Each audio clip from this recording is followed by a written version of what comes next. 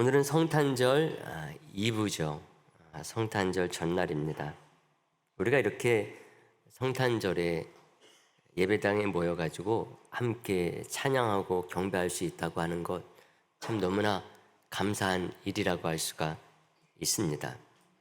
우리가 참 복된 사람들이고 복된 나라에 살고 있다 이렇게 생각할 수가 있습니다. 왜냐하면 이럴 수 없는 그런 사람들이 이 세상에 세계에는 너무나 많이 있기 때문에 그렇습니다. 예수님이 우리만의 구주가 아니고 우리 나라만의 구세주가 아니라 온 세상과 온 인류를 위한 분이신 만큼 이 즐겁고 복된 날에요 좀 더 우리의 눈과 우리의 마음을 좀 넓게 열어야 될 줄로 믿습니다.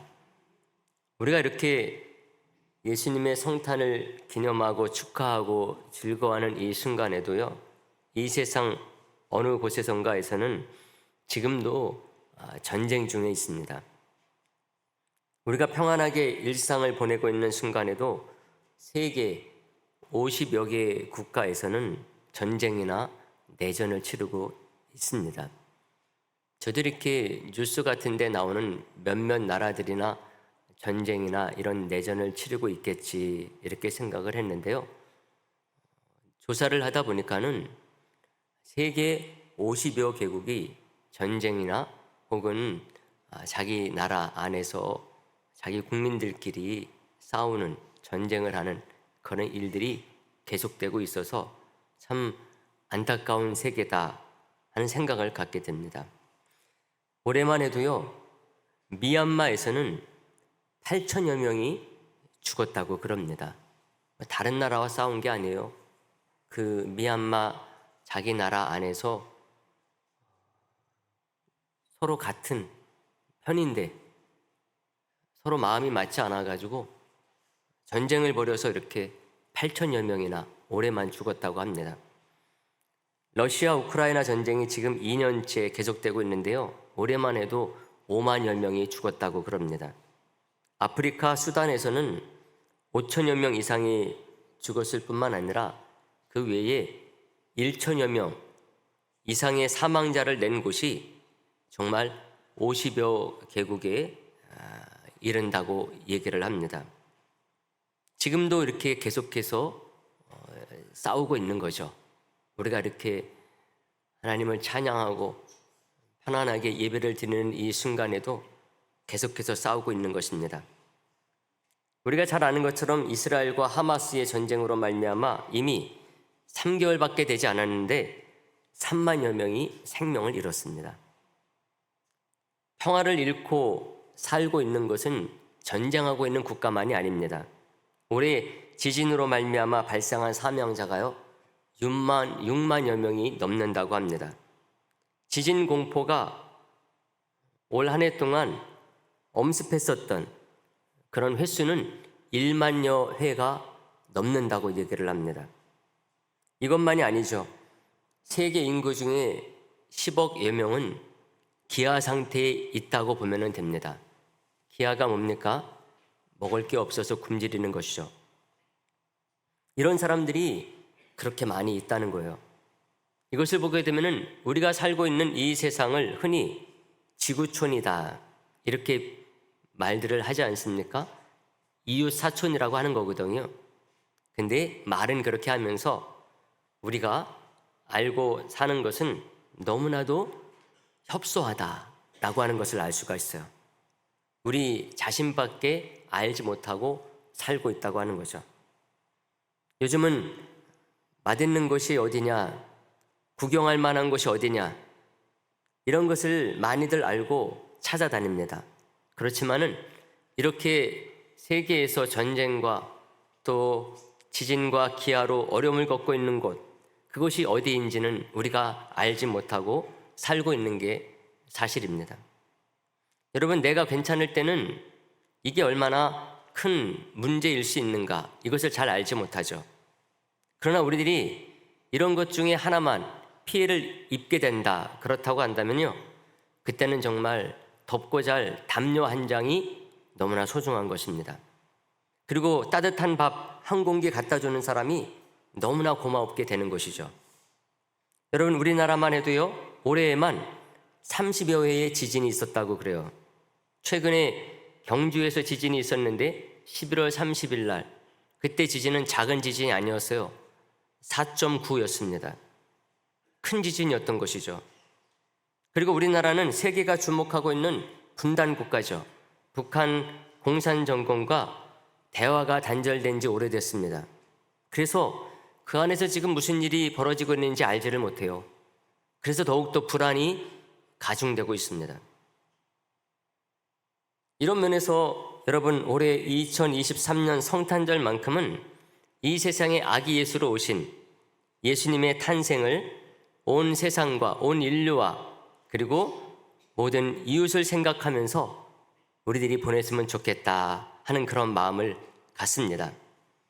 해마다 가족과 함께 성탄절을 보내고 연인과 함께 성탄절을 보내는 것, 여기에 만족했다고 한다면 올해만큼은, 이번 성탄절만큼은 나, 내 가정, 내 이웃, 내 나라를 좀 벗어나가지고 온 세상과 온 인류 그리고 온 역사 속의 구원자로 오신 예수 그리스도를 우리들이 묵상하고 생각하는 날이 되기를 간절히 바랍니다. 그런 면에서 오늘 본문에 나오는 이 시므온은 우리에게 아주 도전을 주는 사람입니다. 시므온은 예루살렘에 사는 사람이었어요. 오늘 본문 첫 절 25절에 보면 그것을 알 수가 있는데요, 우리가 봤지만 다시 한번 보도록 합니다. 다 같이 보겠습니다. 시작. 예루살렘에 시므온이라는 사람이 있으니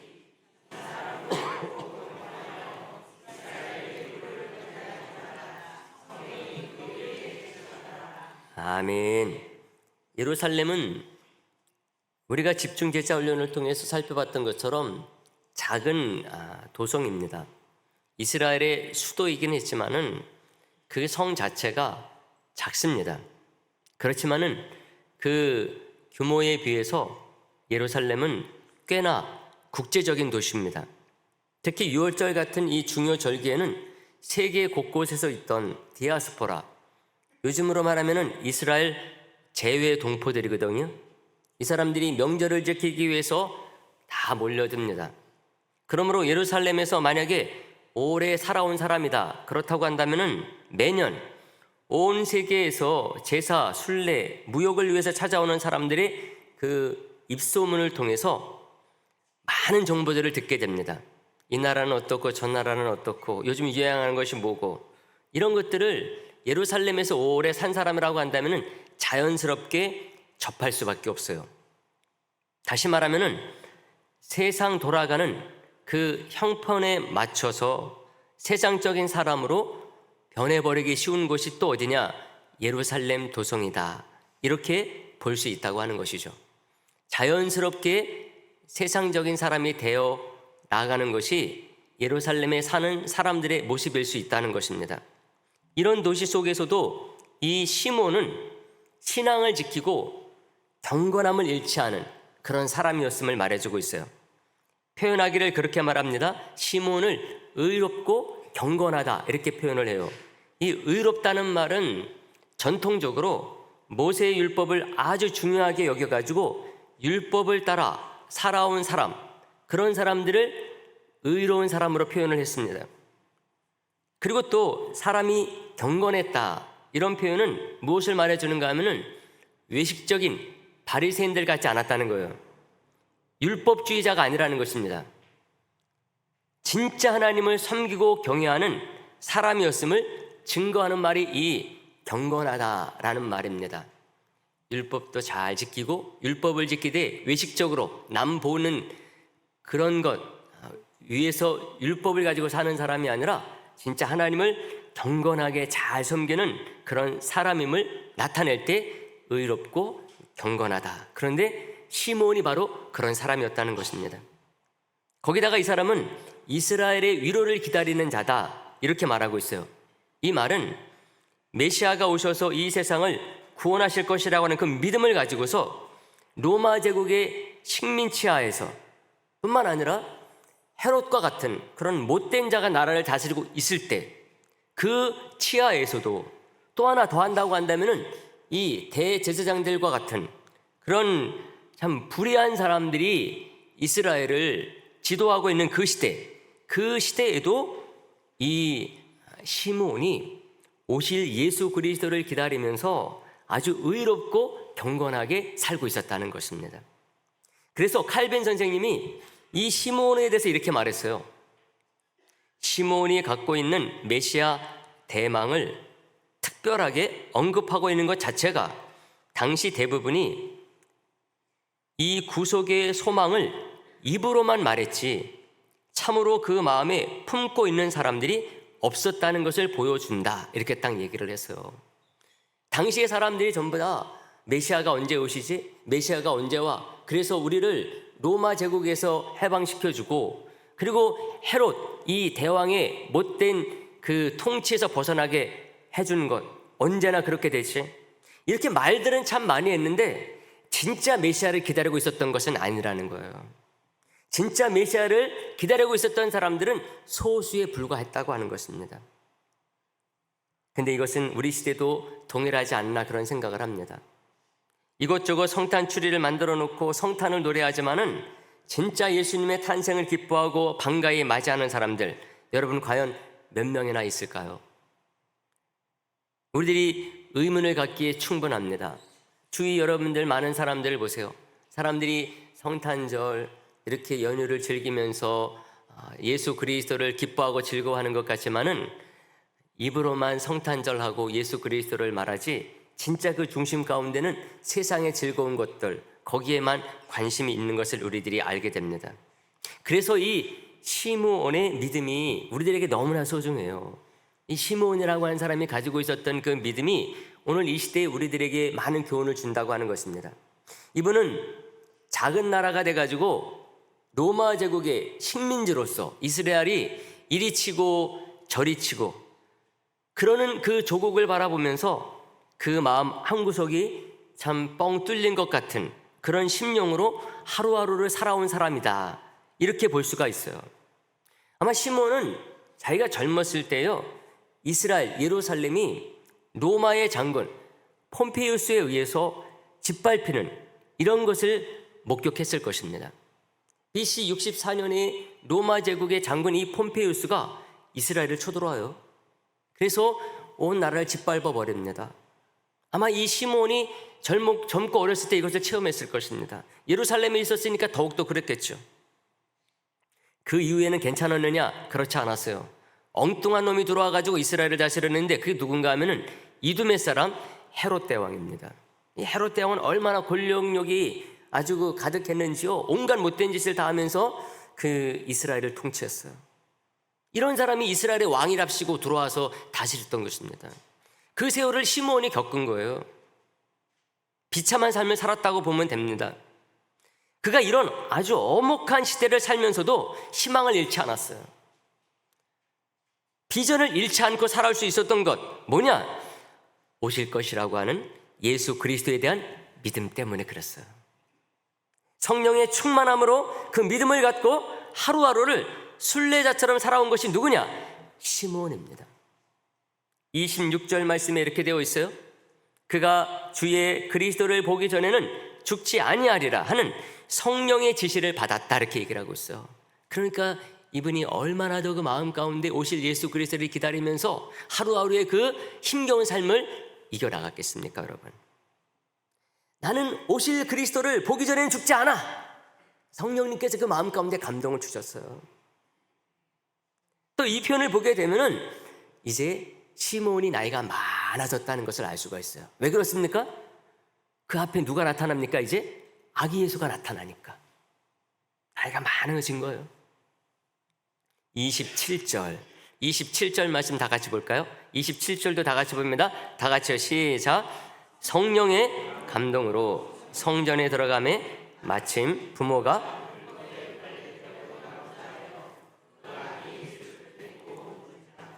아멘. 성령의 감동을 따라 이분이 예루살렘 성전에 들어갔어요, 어느 날. 근데 그날 누구를 만났어요? 아기 예수를 만난 거예요. 그래서 27절에서 이렇게 표현하잖아요. 성전에 들어가매 마침. 그날이 바로 아기 예수님의 정결 예식이 있는 날이었어요. 모세 율법에 의하면은 모든 남자 아이들, 이 아이들 같은 경우는 태어난 지 40일이 되면은 예루살렘 성전에 올라가서 정결 의식을 치르게 되어 있습니다. 그럼 예수님께서 이제 태어나신 지 며칠 됐다? 40일 된 거예요. 우리가 읽지 않았지만 22절에 이런 말씀이 나와요. 모세의 법대로 정결 예식의 날이 참에 아기를 데리고 예루살렘에 올라가니, 이렇게 얘기를 합니다. 요셉과 마리아가 아기 예수를 품에 안고 예루살렘 성전에 간 것입니다. 어디서 태어났습니까? 태어나기는 베들레헴에서 예루살렘 성전까지는 10km가 안 됩니다. 거기까지 이렇게 데리고 올라온 것입니다. 근데 그 당시만 해도 아기 예수가 누군지 알아요? 몰라요? 사람들 모르죠. 요셉과 마리아가 그 위대한 구세주 아기 예수의 부모다. 압니까? 모릅니까? 아무도 몰라주죠. 요셉과 마리아는 오히려 혹시 이 아기를 누가 해야 할까 봐 두려운 마음 가지고서 아마 아무도 모르게 왔다 가려고 그랬을지도 몰라요. 이렇게 올라갔는데 그때에 누구를 만난 것입니까? 시몬을 만난 거예요. 시몬이 알아봤어요. 깜짝 놀랐겠죠. 이들은 정말 그 재물도 별것 아닌 것 가지고 드렸어요.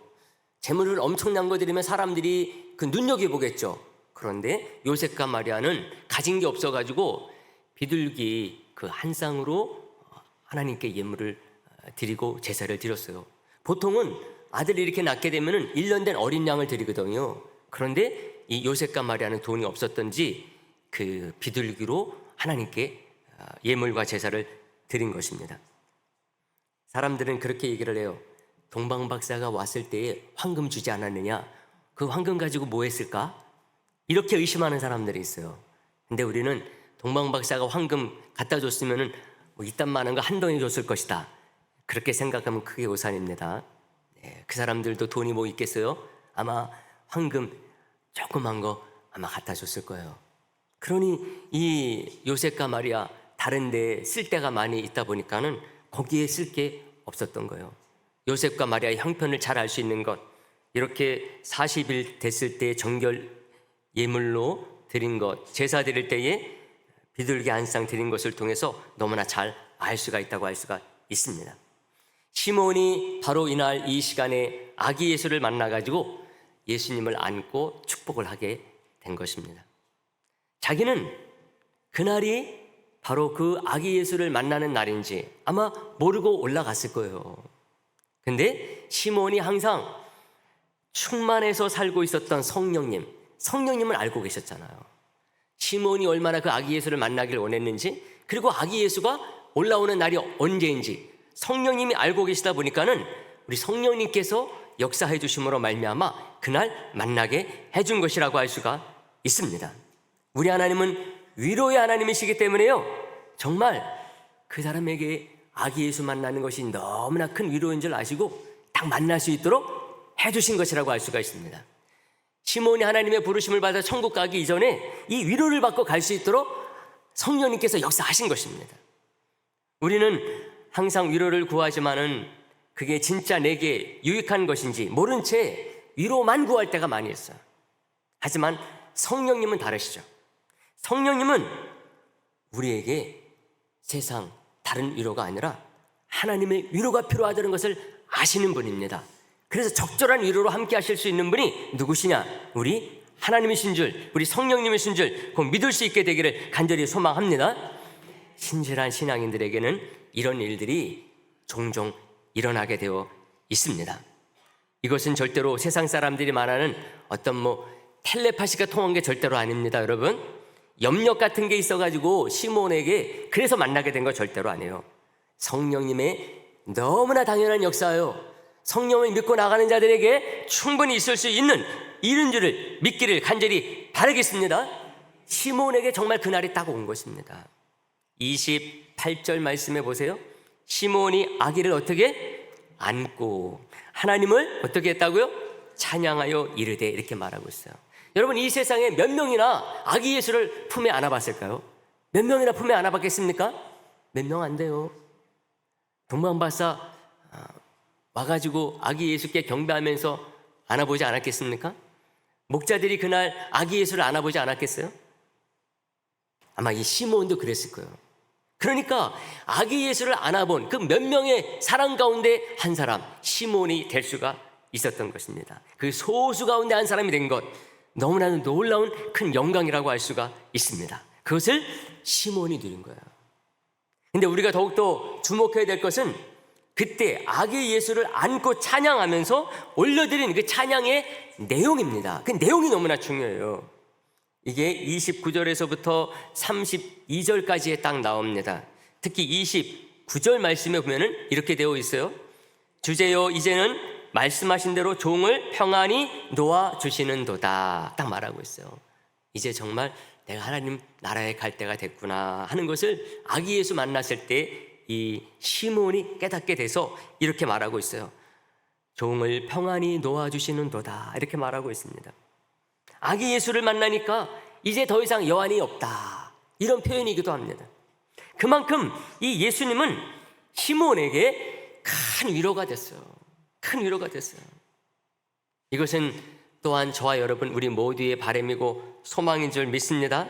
많은 사람들이 이 세상에 살면서 여러 가지 욕망과 바람과 비전을 갖고 살지 모르지만은요, 그 모든 것들보다 더 소중하고 중대한 것은 바로 온 인류의 구원자 되신 예수님을 만나는 일이다 말씀드릴 수가 있습니다. 왜냐하면 예수님만이 유일한 소망이요, 유일한 비전이요, 유일한 생명 중에 생명이기 때문에 그렇습니다.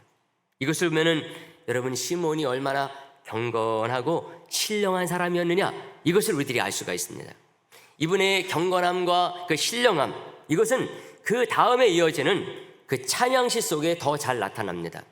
그래서 이 다음에 이어지는 찬양시 31절, 32절 이런 부분에 나와 있는 이것 때문에요, 초대교회 때는 이 시몬의 이 노래를 매 주일 저녁 찬양 예배 때 이것을 찬양으로 드렸다고 그래요. 또 누가 또 이것을 많이 사용했는가 하면은 장례식에서 기독교인들이 이제 부름을 받아서 하나님 나라 천국에 갔을 때 장례식을 하잖아요. 장례식을 할 때 이 시몬의 이 찬양을 많이 불렀다고 말들을 합니다. 31절, 32절 그런 의미에서 우리가 다 같이 다시 한번 보도록 합니다. 31절, 32절 이어서 다 같이 보도록 하겠습니다. 이는 만민 앞에 예배하신 것이요.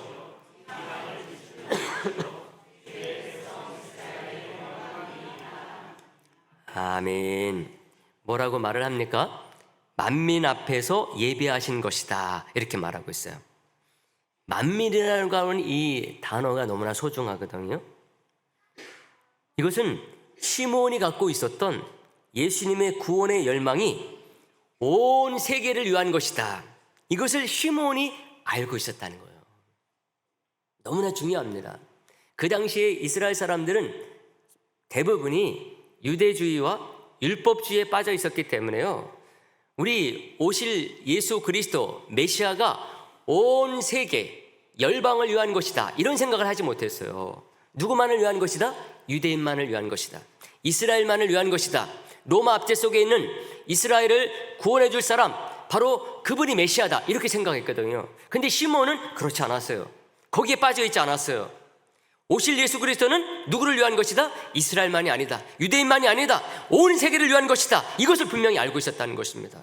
너무나 중요해요. 우리는 너무나 당연하게 생각하는 것이지만은 그 시대 때는 이렇게 생각하는 사람들이 없었다니까요. 근데 시몬이 성령이 충만한 가운데 예루살렘에 살면서 그의 마음이 넓어졌어요.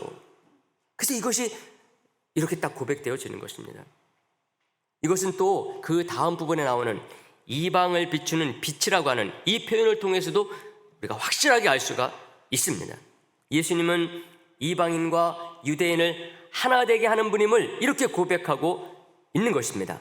이방을 비추는 빛이시다 그랬습니다.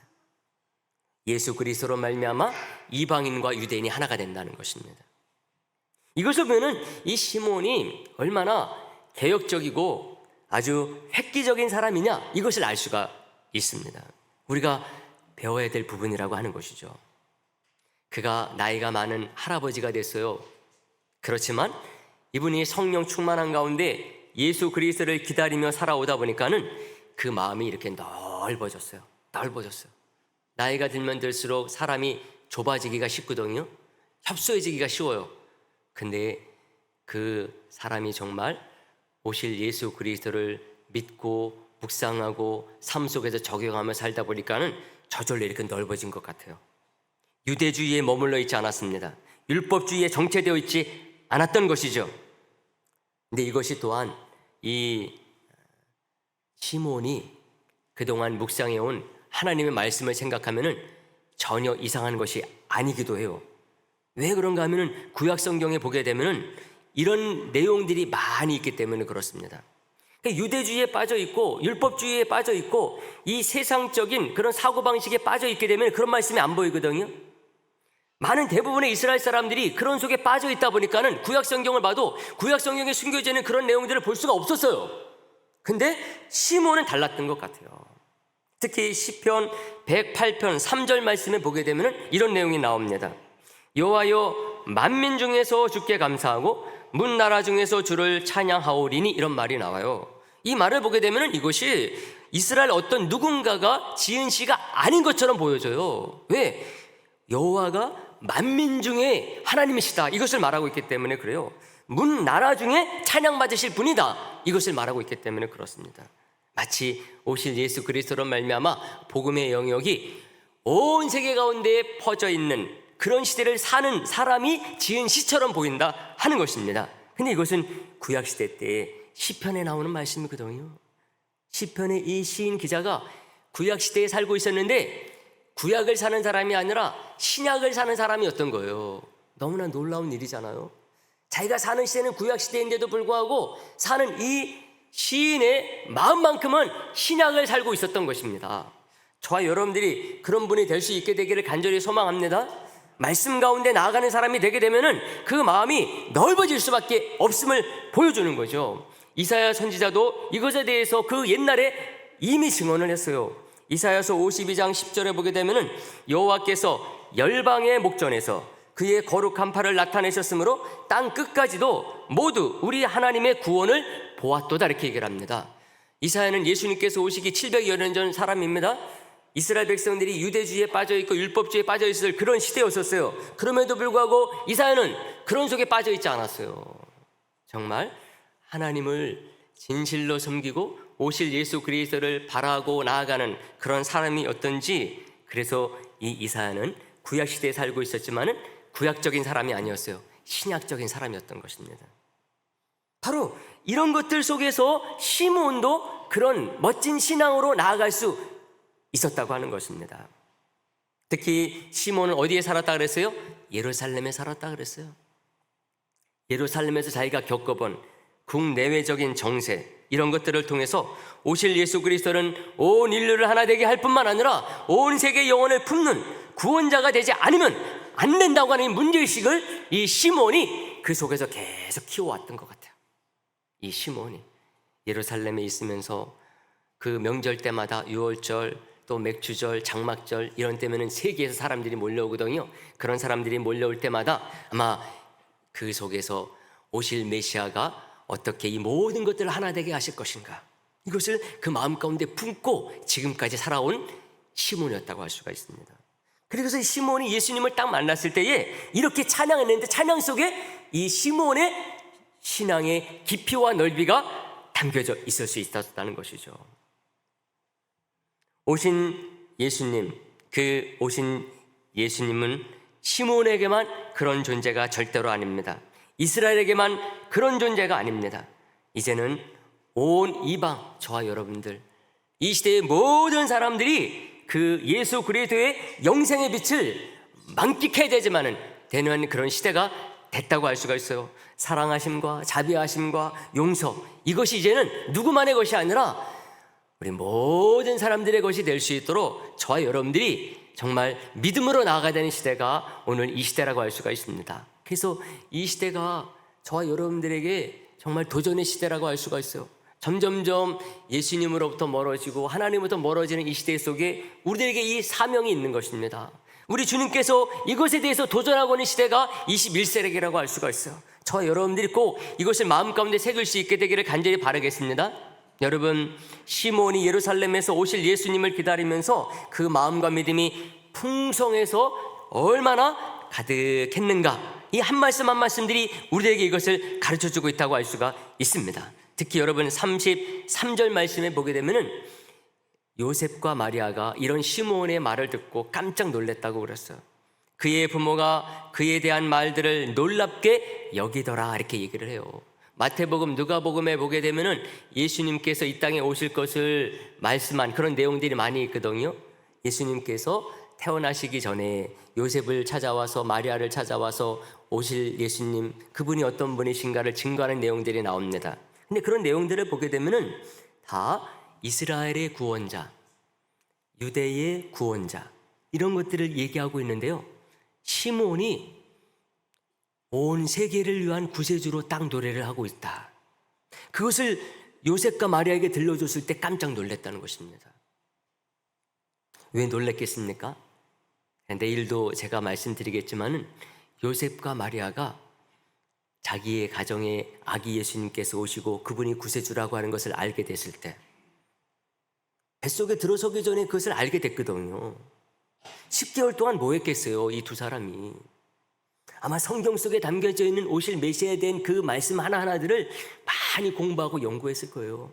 근데 연구하면 연구할수록 그 오실 예수 그리스도는 유대인만의, 이스라엘만의 예수가 아니다, 구원자가 아니다, 온 세계와 온 열방을 향한 구원의 메시아다, 그것을 생각하고 있었는데 시몬을 딱 만났을 때 시몬이 그것을 노래해버린 거예요. 이 아기 예수는 이스라엘만의 메시아가 아닙니다. 유대인만의 메시아가 아닙니다. 온 세계의 메시아입니다. 이것을 노래했으니 이 두 사람이 그것을 듣고 놀랬다고 하는 것입니다. 예수님은 탄생하신 베들레헴을 시작으로 해서 예루살렘, 온 유대, 사마리아 땅끝까지 이르러 구원자가 될 것임을 노래한 것입니다. 칼빈 선생님도 그래서 이 구절을 주석하면서 그렇게 말했어요. 우리 믿는 사람들은 이것을 통해서 넓어져야 된다, 이런 식으로 얘기를 했어요. 이 말씀에는 그리스도의 나라의 세계적인 전파에 대한 모든 예언이 포함되어 있습니다. 칼빈 선생님이 얘기한 거예요. 그러면서 이렇게 말해요. 그러므로 오늘 우리는 예수님에 대해 보다 더 큰 포부를 지녀야 됩니다, 이렇게 얘기를 하고 있어요. 나만, 내 가정만, 내 민족만이 아니라 정말 우리 주님께서 가지고 있었던 그 넓은 마음을 가져야 된다고 하는 것입니다. 예수님이 내 안에만 맴돌면 된다, 안 된다? 안 된다는 거예요. 놀고 즐기고 향락하는 날로만 보내서는 된다, 안 된다? 안 된다는 거예요. 내 가정, 내 이웃, 내 나라를 넘어서 온 세상과 온 인류, 온 역사를 내다보는 그리스도인이 되어야 된다는 것입니다. 그런 분들 되시기를 간절히 소망합니다. 이게 예수님께서 이 땅에 오신 목적이에요. 시몬이 진짜 성령 충만한 분이다, 이것을 더욱더 잘 알 수 있는 것, 다음 구절을 통해서 확실하게 더 알 수가 있어요. 35절 말씀에 보게 되면은 이 시몬이 예수님의 십자가를 말을 해요. 35절에 이렇게 되어 있어요. 또 칼이 내 마음을 찌르듯 하리니 이는 여러 사람의 마음의 생각을 드러내려 함이니라 하더라, 딱 얘기를 하고 있어요. 이게 누구한테 얘기하는가 하면은 요셉과 마리아 중에 요셉이 아닌 마리아에게 한 말이에요. 마리아에게. 칼이 내 마음을 찌르듯 하는 때가 올 것이다. 무엇을 얘기하겠습니까? 예수님께서 우리를 구원하시기 위해서 십자가 지시는 그 사건을 얘기하는 것입니다. 그걸 누가 봅니까? 요셉은 봐요, 못 봐요? 요셉은 못 봤어요.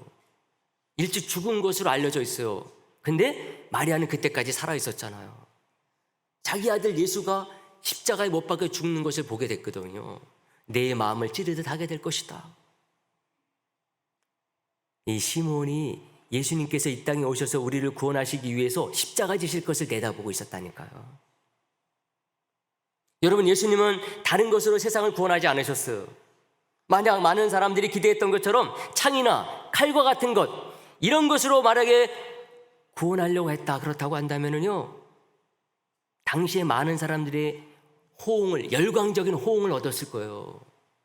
근데 예수님은 반대예요. 예수님은 십자가로 세상을 구원하려고 하셨기 때문에요, 당시 많은 이스라엘 사람들에게는 다 예수님은 버림받았어요. 왜? 자기들이 원하는 그런 메시아의 모습이 아니기 때문에 그래요. 근데 시간이 흐르면 흐를수록 예수님에 대한 그 열관적인 호응이 전 세계로 퍼졌어요. 만약에 예수님께서 칼과 무기, 권력으로 하려고 그러셨다, 그렇다고 한다면 당장에 이스라엘 사람들에게 환영받았을 거예요. 야, 진짜 우리에게 메시아가 왔구나. 근데 시간이 흐르면 흐를수록 세계 사람들로부터 다 예수님 배척받았을 거예요. 근데 예수님은 반대예요. 당장에는 예수님께서 배척받았고 핍박받았지만 시간이 흐르면서 온 세계 사람들로부터 환영받으신 분이 누구냐? 예수님이라는 거예요. 대제사장과 같은 이스라엘 종교인들이 기대했던 것처럼 권력이나 힘으로 하려고 그랬다, 그렇다고 한다면 예수님은 시련도 겪지 않았을 거예요. 근데 예수님은 십자가를 통해서 오신 구원의 목적을 이루시고자 했습니다. 이것이 결국은 그 음흉했던 그 종교 지도자들의 그 속내를 세상 속에 다 아주 까발리게 되는 그런 계기가 된 것입니다. 얼마나 멋진 일인지 몰라요. 시간이 가면서 그들이 가짜였다고 하는 것이 다 드러나 버린 것입니다. 예수님이 그러려고 그런 게 아니에요. 자기들이 잘못된 메시아를 믿다 보니까는 예수님께서 시간이 흘러가면서 온 세계의 열광을 받는 가운데 이 종교 지도자들은 가짜임이 드러나게 된 것입니다. 여러분, 이 모든 것을 시므온이 아기 예수를 본 그 자리에서 증거하고 있기 때문에 이 시므온이 오늘 저와 여러분들에게 도전을 주고 성탄절에 우리들이 가져야 될 마음과 자세를 다시 한번 생각하게 하는 것입니다. 사랑하는 성도 여러분, 말씀 정리하는데요, 오늘은 이제 태어난 지 며칠 된지요? 40일 된 예수님을 품에 안은 시므온에 대해서 우리가 생각했어요. 우리가 아는 아기 예수님은 참된 구원자십니다. 알렉산더나 징기스칸이나 나폴레옹 같은 그런 정복자가 아니에요. 사랑과 평화의 구원자십니다. 낮은 곳에 낮은 모습으로 낮은 자들을 위해서 오신 그분이 우리 예수님이세요. 이것을 미리 알고 아기 예수님을 품에 안고 노래하면서 평생 소원을 성취한 시므온에서 대해서 우리들이 오늘 생각한 것입니다. 그러므로 이 시므온이 만나고 노래한 예수님의 구원과 복음을 온 세상에 전하는 분들 되시기를 간절히 바랍니다.